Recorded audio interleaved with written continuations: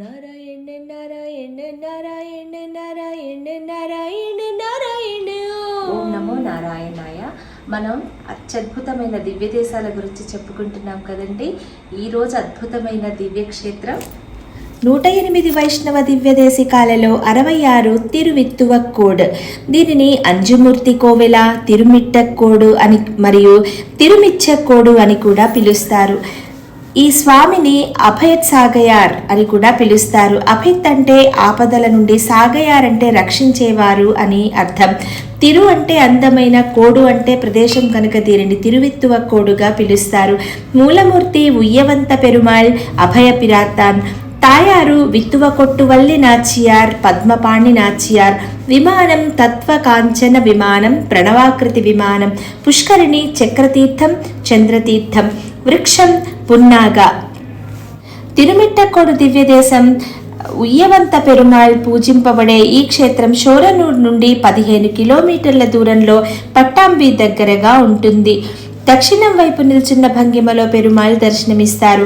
ఇక్కడ బలిపీఠం దగ్గర శివుడు స్వయంభూగా వెలిసిన పవిత్ర స్థలం కూడా ఉంటుంది. ఇది శివకేశవుల అనుబంధాన్ని గురించి తెలియజేస్తుంది. ఈ శివాలయం అంజమూర్తి అంబళం పవిత్ర స్థానానికి వెనుక మహావిష్ణువును పూజిస్తారు. స్థల పురాణం ఏంటంటే, పూర్వం అంబరీషుడు విష్ణుమూర్తి వ్యూహ రూపాలైన వాసుదేవ, సంకర్షణ, ప్రద్యుమ్న, అనిరుద్ధ రూపాలు కావాలని మోక్షం కోసం తపస్సు చేశారు. పాండవులు తమ వనవాస కాలంలో ఈ పెరుమాళ్ళని సేవించారు. పడమరణ, దక్షిణాన మరియు మధ్యలో ఉన్న మూర్తులను ధర్మరాజు, భీముడు, అర్జునుడు పూజించారు. నకులుడు, సహదేవుడు ప్రద్యుమ్నుని వెనకాల ఉన్న అనిరుద్ధుని పూజించారు. మూలమూర్తిని అర్జునుడు ప్రతిష్ఠించి పూజించారని చెప్తారు. ఈ కోవెలను నాలుమూర్తి కోవెలుగా పిలుస్తారు. నాలు అంటే నలుగురు పూజించిన క్షేత్రం అన్నమాట. ఇక్కడ కాశీ విశ్వనాథుడు కూడా పరంధామునితో కలిపి 4 వ్యూహ రూపాలతో కలిసి ఉండాలనుకుంటారు. అందుకే కాశీ నుండి వచ్చి ఇక్కడ స్వయంభూగా కోవెలలో బలిపీఠం దగ్గర కొలువు తీరారు కనుక ఈ కోవెలని అంజుమూర్తి కోవెల్గా పిలుస్తారు. కులశేఖర ఆళ్వారులు 10 పాశురాలతో స్వామిని స్తుతించారు. ఒకసారి ఒక బ్రాహ్మణుడు ఇక్కడ నుండి కాశీ వెళ్లి చాలా కాలం నివసించారు. కొంతకాలం తరువాత వారి తల్లిగారికి అస్వస్థతగా ఉండటంతో గ్రామానికి తిరిగి రావాలనుకుంటారు. ఆయన కాశీ విశ్వనాథునికి అత్యంత భక్తుడు. విశ్వనాథుని వదిలి రావటానికి మనసు ఒప్పుకోకపోయినా తల్లిగారి అస్వస్థత వల్ల కాశీ నుండి శుక్రవారం వర్షంలో గొడుగు తీసుకుని బయలుదేరుతారు. ఆ గొడుగులో అతనితో పాటు కాశీ విశ్వనాథుడు కూడా ఇక్కడికి వచ్చారని చెప్తారు. ఇక్కడ ఈ ప్రదేశానికి రాగానే ఆయన గొడుగును బలిపీఠం దగ్గర పెట్టి కోవెల పుష్కరిణిలో పవిత్ర స్నానం ఆచరించడానికి వెళ్తారు. స్నానమాడి వచ్చిన తర్వాత శివార్చన చేయాలనుకుంటారు. ఆశ్చర్యార్థకంగా బలిపీఠం వద్ద స్వయంభూ లింగాన్ని, శివలింగాన్ని ఆయన చూస్తారు. అప్పుడు శివుడు ఆయన్ని శివుని వదలని తన కోసం స్వామి ఇక్కడికి వచ్చారని అర్థం చేసుకుంటారు. శ్రీమన్నారాయణుని 4 వ్యూహ రూపాలతో పాటు శివుడు కూడా కొలువున్నారు. దక్షిణ ద్వారం నుండి వస్తే గణపతిని, గురువైన దక్షిణామూర్తిని కూడా దర్శించుకోవచ్చు. అయ్యప్ప స్వామి, వేదవ్యాసుల వారిని కూడా ఇక్కడ మనం చూడొచ్చు.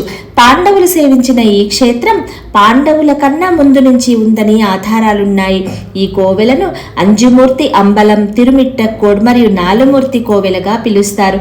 స్వామి అంబరీషుని పరీక్షించదలచి ఇంద్రుని రూపంలో ఐరావతాన్ని అధిరోహించి వచ్చి అంబరీషు నీకేం కావాలో అని కోరుకోమంటారు. దానికి నేనేమి అడగను, నాకేమీ వద్దు అని చెప్తారు. కేవలం నారాయణుని మాత్రమే ఆయన పూజిస్తారనమాట. ఇంద్రుడు అప్పుడు తన నిజస్వరూపాన్ని నారాయణునిగా దర్శనమిచ్చి ఉయ్యవంత పెరుమాళ్గా దర్శనమిచ్చారు. ఇంద్ర రూపంలో వచ్చి తానే 4 మూర్తులుగా మారిన పెరుమాళ్ దివ్యక్షేత్రం.